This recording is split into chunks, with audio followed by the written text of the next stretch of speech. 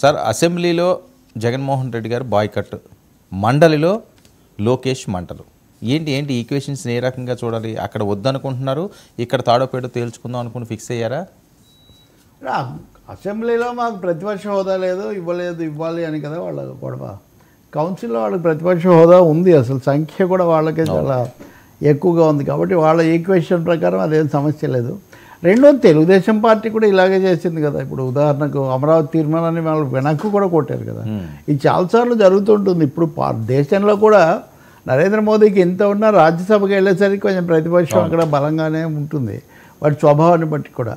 ఏదైనా అసెంబ్లీలో నిన్న జగన్ రావటము, మళ్ళీ అక్కడి నుంచి వెళ్ళిపోయి తమ వాళ్ళతో సమావేశమై మళ్ళీ ఏం చేయాలి సభలో రాము అని మళ్ళీ చెప్పేశారు. అనుకున్నాం కదా మనం. అందుకనే హోదా ఇవ్వాలి, మాకు ఇంత ఓటింగ్ ఉంది, ప్రజల సమస్యలు వినిపించాలి, దాని మీద వాళ్ళు అంటున్నారు. రాదు అని ఉప ముఖ్యమంత్రి పవన్ కళ్యాణ్ చెప్పేశారు.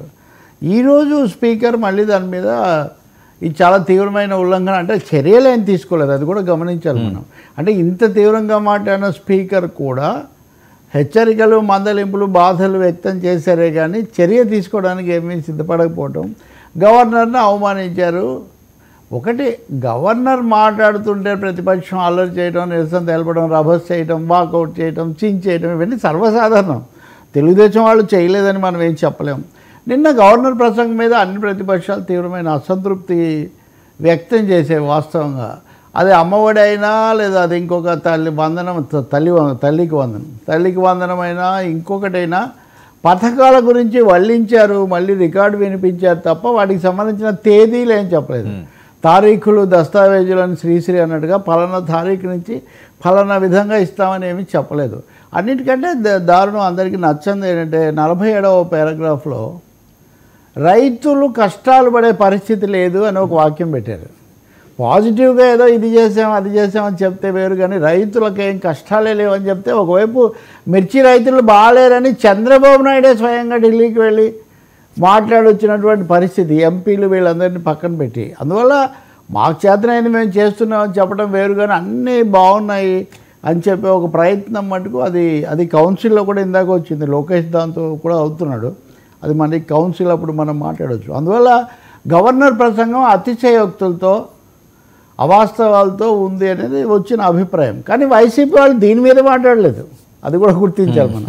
వైసీపీ వాళ్ళు నిజానికి వాళ్ళు ప్లకార్డ్స్ అయితే పట్టుకొచ్చారంట, మిర్చి ధర ఇట్లాంటివి, కానీ అవేవి ప్రదర్శించలేదు. ప్రతిపక్ష హోదా అన్న ఒక్క అంశానికే అది పరిమితమైపోయింది. కాబట్టి ఈ సమయంలో అయ్యన్న పాత్రుడు అది తప్ప అన్నీ మాట్లాడారు. స్పీకరు, మీరు అతిథిగా వచ్చిన గవర్నర్ను అవమానించారు, ఇది ఏమాత్రం సరికాదు అన్నది ఆయన తీవ్రంగా దాడి చేశారు. ఇంకోటేమో జగన్ వాళ్ళని ఆపకపోగా నవ్వుతూ వీళ్ళు చూస్తున్నారు అని చెప్పారు. నవ్వుతూ చూడడం కాదు, ప్రోత్సహించారని ఇంకొకరు ఏదో అన్నారు.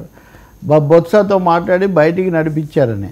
నిన్న జరిగిన దాని మీద బహుశా సభ యొక్క స్పీకర్ వ్యాఖ్యలు సభ అభిప్రాయానికి ప్రతిబింబం అనుకోవాలి. అందువల్ల ఆగ్రహంతో ఉన్నారు. ఇంక వాళ్ళు ఏదో ఇచ్చే అవకాశం, వాళ్ళు వస్తారా లేదనే ప్రశ్న తప్ప వీళ్ళు ఇస్తారా లేదనే ప్రశ్న ఇక్కడేం లేదు. వీళ్ళేమి ఇవ్వరు అనేది, హోదా ఇవ్వరు అనేది చాలా స్పష్టం. మీరంతా కూడా చర్చిస్తున్నారు కదా. ఇప్పుడు హోదా ఇవ్వకూడదనే రాజ్యాంగం చెప్పదు, ఇవ్వడానికి అర్హత సరిపోదు. ముందే సంబంధాలు బాగాలేనప్పుడు తక్కువగా ఉన్నా ఎందుకు ఇస్తారు? నాకు వర్మ అంటే అభిమానం అంటే 2 మార్కులు తక్కువైనా నేను ఏదో చేస్తాను. ఇక్కడ 100 మార్కులు వచ్చినా నేను చేయను అన్నట్టుగా ఉంది వాళ్ళ సంబంధాలు. కాబట్టి కానీ ఈరోజు అసలైన డ్రామా మటుకు కౌన్సిల్లో జరిగిందని చెప్పాలి మనం. కౌన్సిల్ కురుక్షేత్రం. మీరు అన్నట్టుగా మండలి మంటలు.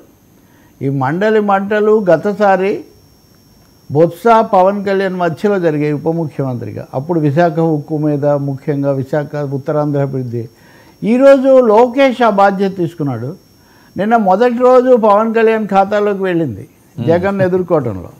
రెండో రోజు కౌన్సిల్లో బొత్సను, ప్రతిపక్షాన్ని ఎదుర్కొనే పని లోకేష్ తీసుకున్నారు. మనం అది ఒక వర్క్ డివిజన్ లాగా తెలుగుదేశం పార్టీలు, అది ఎన్డీఏ ప్రభుత్వంలో పవన్ లోకేష్ ఈక్వేషన్ ఎలా ఎమర్జ్ అవుతుంది, ఎలా రూపొందుతుంది అని మనం చూడాలంటే ఈరోజు కౌన్సిల్లో లోకేష్ విజృంభణ, బొత్స కూడా ఏమాత్రం తగ్గకుండా నిన్న జగన్తో ఉండి బయటికి పోయినప్పటికీ కూడా ఈరోజు ఆయన మళ్ళీ తన స్థానంలో తన ప్రతిపక్ష నాయకుడిగా వచ్చిన తర్వాత ఆయన బొత్స అన్నట్టుగా ఆయన ఇదే అవుతున్నారు. అందుకని మంచి హోరాహోరీగా రసవత్తరంగా సాగుతోంది.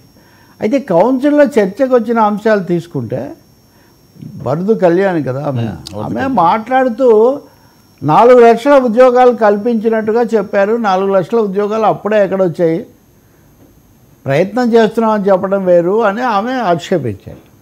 లోకేష్ ఏమన్నారు అంటే has the potential of 4 lakh jobs. అది దానికి అంత సమర్థత ఉంది, 4 లక్షలు కల్పించగలిగిన శక్తి సామర్థ్యాలు అని ఉంది అంటే తెలుగులోకి వచ్చేసరికి దాని అనువాదం ఏంటంటే 4 లక్షల ఉద్యోగ అవకాశాలు కల్పించడం జరిగింది అని ఉంది. ఇంగ్లీష్లో పొటెన్షియల్ అన్న పదానికి అర్థము అంత సామర్థ్యం కలిగి ఉండడం.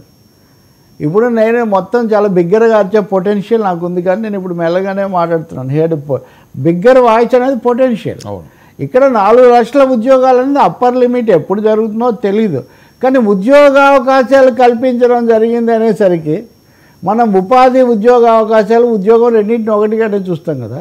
కాబట్టి ఉద్యోగాలు రాకుండానే మీరు వచ్చాయని ఎలా చెప్తారు? అలాగే రైతులకు సంబంధించిన అంశాలు ఇవన్నీ వాళ్ళు కొంచెం అధ్యయనం చేసి వచ్చి నిలదీయడం జరిగింది. ఇదే అసెంబ్లీలో కూడా చేయొచ్చు. వాళ్ళు 11 మందే ఉన్నప్పటికీ 11 మంది పర్లేదు కదా, అక్కడ మాట్లాడవచ్చు కదా. కాబట్టి దానికి సిద్ధంగా లేరు లోకేష్. అలాగే మంత్రి హోంమంత్రి అనిత అడుగడుగునా వాళ్ళని ఎదుర్కొనే ప్రయత్నం కూడా చేశారు. ముఖ్యంగా తెలుగులో ఇలా ఉంది, ఇంగ్లీషు తెలుగు అంటే తెలుగు మీడియం ఇక్కడ చర్చకు వచ్చింది మళ్ళీ. ఇప్పుడు ఒకటి నిజమండి, తెలుగు మీడియం వేరు, తెలుగు భాష వేరు.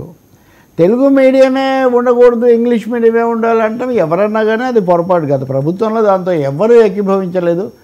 అలా అని కేవలం సెంటిమెంటల్ ఇష్యూగా కూడా మనం చేయలేము. చాలామంది ఇంగ్లీష్లో చదువుతూనే ఉన్నారు కాబట్టి. ఈ తెలుగు ఇంగ్లీష్ యుద్ధం కూడా ఈరోజు కౌన్సిల్లో వచ్చింది బాగా.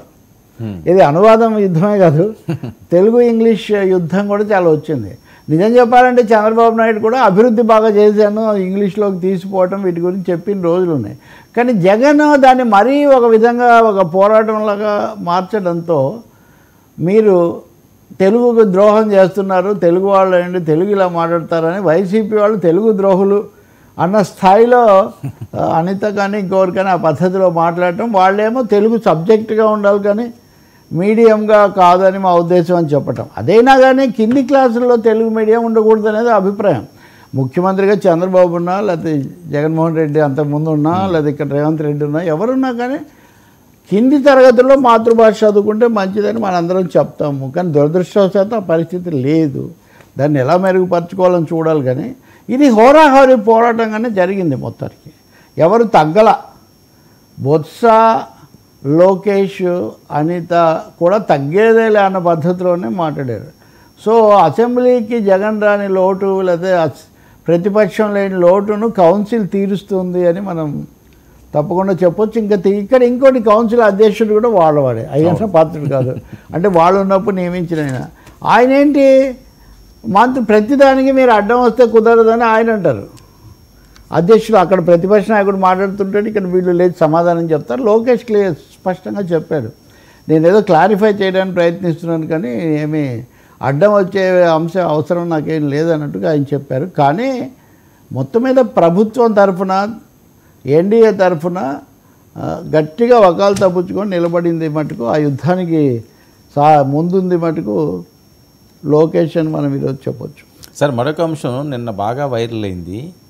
నిన్న వీళ్ళు హాజరయ్యింది, ఎవరైతే 11 మంది సభ్యులు హాజరయ్యారో అది కౌంట్లోకి రాదు. నిన్న గవర్నర్ ప్రసంగం, అది అసెంబ్లీ సమావేశం కాదు. స్పీకరు కుర్చీలో కూర్చుండి సమావేశం జరిగిన రోజునే అది కౌంట్లోకి వస్తుంది అని చెప్పి నిన్న